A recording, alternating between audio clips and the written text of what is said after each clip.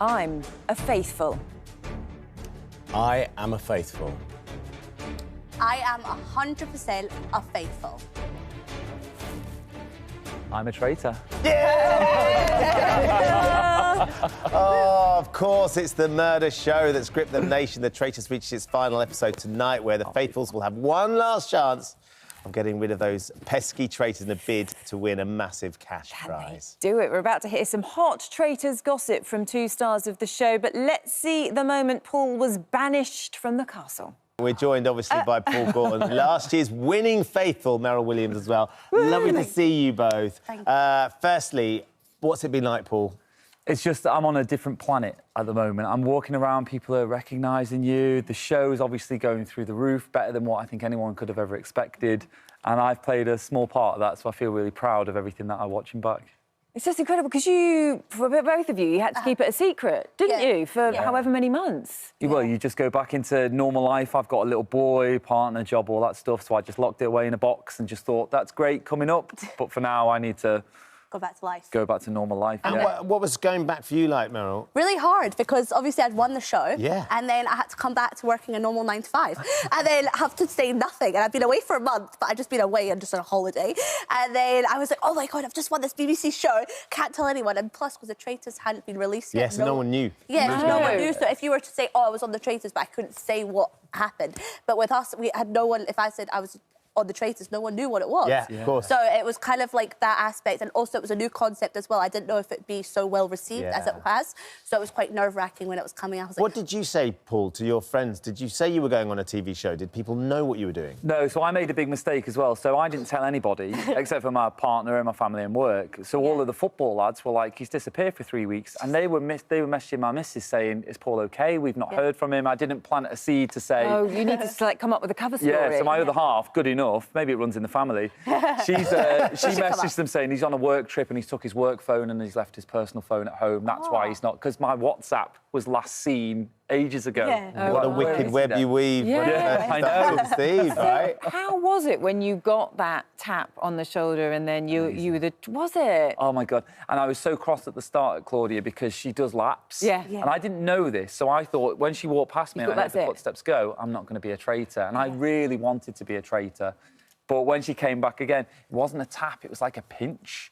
It was like a proper, here you go type of thing. And it just flipped a switch in me and I just thought, you're a traitor, really go for it. Had you studied Meryl's series and kind of gone, right, if I'm a faithful, this is how I'm going to play it. If I'm a traitor, this is how I'm going to play it. Had you worked scenarios through in your head? Yeah, I really overthought the entire thing. I really wanted to be a character because I thought if I go onto the show and if I get picked to be a traitor, I want to be prepared and I want to take it to the next level. So I was watching Wilf, I was watching Amanda, I was thinking, how do I combine them and then top it and become this villain? And, you know, you're put into a reality where breaking the rules is like, it's common, like you're allowed to lie and manipulate. Lying to people's faces, though. How hard was that? The lying isn't too bad, but it's the manipulation which is the best bit. Just planting a seed and then having someone come in. Oh, it was. Do you not feel really guilty though? I didn't at the time. When I'm watching it back, I'm struggling at certain bits because I'm going, oh my God, stop speaking, Paul. Oh, Even like at the end, I'm going, we've got to get him out the show because it's like this villain that they need to catch. Me coming back after the dungeon and stuff, people are like, how is he still there and no one's voting? And poor Johnny's going and these other people. Mel, do you feel like you would have been a good traitor? now, if they listen to this, I'd like to go back. But if I was to go back, I think I'd be a traitor now. But the first time, I'm glad I played as a faithful because it was such a new concept we didn't know. Whereas, like, you're lucky enough that you were able to watch 12 episodes of this whole new season. So did you know what you were getting yourself in for? That's why I look clueless 90% of the time. I had no idea. And everyone's like, that's what I think as well. When people are going to game plans, I was like, I don't know if you guys have been sent something different, but I have nothing to go on. It was just also hard because you have no real evidence. So how do you call someone out when you have no evidence? No. And then it's hard also to argue with someone when you actually have no evidence. You're just sort of going on feeling. Yeah. But for me, I mean, the look on your face, obviously it was amazing when you won, but the look on your face. Complete shock. When Wilf was revealed as a traitor. I literally dropped. And then when I was lying in my bed that night, I was rethinking everything. I was like, wait, he said he was 100% faithful. Wait, he said he was this. Wait, that was all lies. It was He realising lied that and the lied whole and lied time. and lied. Yeah. How was it for you winning the money? Because how much of a difference has that made? Well, 360. I mean, I never went in the show to win. I went in just to have a really good experience and to see what happens. And I think when you go in with something with no expectations, you're often surprised.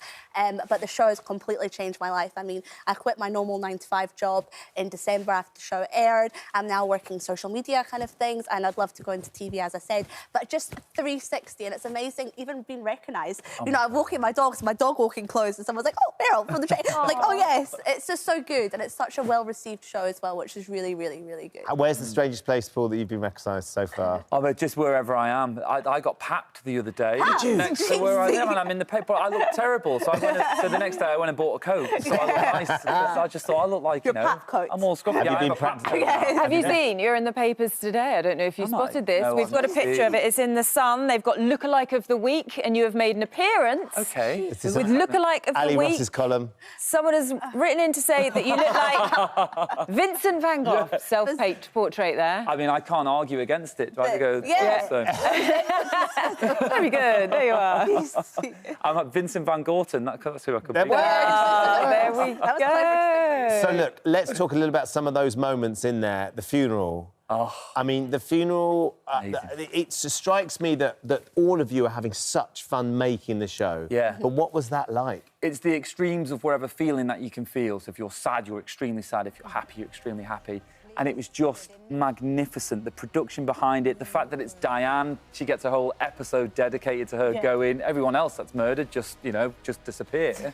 So it was just fascinating. And then to lie in the coffin was just, you're in your own coffin. I know that I'm absolutely safe and I'm doing a bit of an act, but there is part of you that goes, oh, this isn't nice. Really chilling. And Claudia does slam that box on top and you kind of hear a bang and you do jump, and it connects people even more because you're going through this experience together. So it's fascinating, truly fascinating. We had your very theatrical bow, didn't we? Yes. With your unveiling. Was that something you'd thought, oh, I need to go out, you know, and do something... No idea. Do something big? No, I had literally no idea. So I wanted to stay in character the entire time, even though I knew my table was done, because everyone's put my name up type of thing. So as I'm walking past, I'm making sure I've got a sad face. I'm rubbing people's shoulders. You've all made a bad decision. And when I did my little speech, I genuinely thought this is like an unseen moment. This is me done. So I did kind of the bow, and the room was just electric. Yes. Everyone was going. The I mean, people broke furniture. Did they? Yeah, Jazz broke a chair. I hope he gets a bill for it. Oh, I love jazz. What do we think is going to happen then? Yes. Meryl, do you think the faithfuls can do it? Do you know what? I'm not joint. I'm between two sides because I absolutely love Jazz. He's one of my favourites. No offence, Paul. No, you're my favourite too. But he is one of my favourites in the sense that he's so right, and I think he's got something sneaky up his... Like, I think he knows about Harry, but he's trying his best to wait it out. Yeah. But then on the other side, I really, really like Harry and Andrew. But I'm hoping that Harry doesn't throw Andrew under the bus. So they can win together or Jazz. Okay. What do you think? Yeah. I want the Traitors to win, because then I feel like it's like the team that I was a part of, like we went and won it. How it's going to shake out, I've no idea. But Harry does feel like he's in the driving seat and everyone's looking in every other direction possible. Even when someone goes, oh, it might be Harry. No, it can't be Harry. How dare you think that about him? And he's sat there, and he's 22. That's what's so fascinating, isn't it? Yeah. He's so confident. Like, he is so confident. I'm like, geez, when I think what I was like when I was 22, I couldn't have done that. Yeah, you know, but I think, you know, he's really going in. I think that's it. what you have to be, and you were really confident too. It was really good. And what about the future then, Paul? Because obviously life is sort of a bit of a chaotic craziness at the minute. Yeah. Striding around in your traitor's cloak. But what are you going to be doing next? That's all I do now, just around the house. I'd love to kind of carry on in telly. I'd love to present, or, I mean, I'm just going to look at wherever opportunity comes up and grab it with both hands, I guess. And a looky like for you. agency, Vincent van Gorton. Well, you know, if anyone needs him to come to parties and stuff, I can put some old clothes on, Well, it's been lovely to meet you. Thank you for keeping us entertained. Thank No you problem. both Meryl, very always lovely to much. see you as well. Lovely Great to see you to too. you. So Thank you great. very much.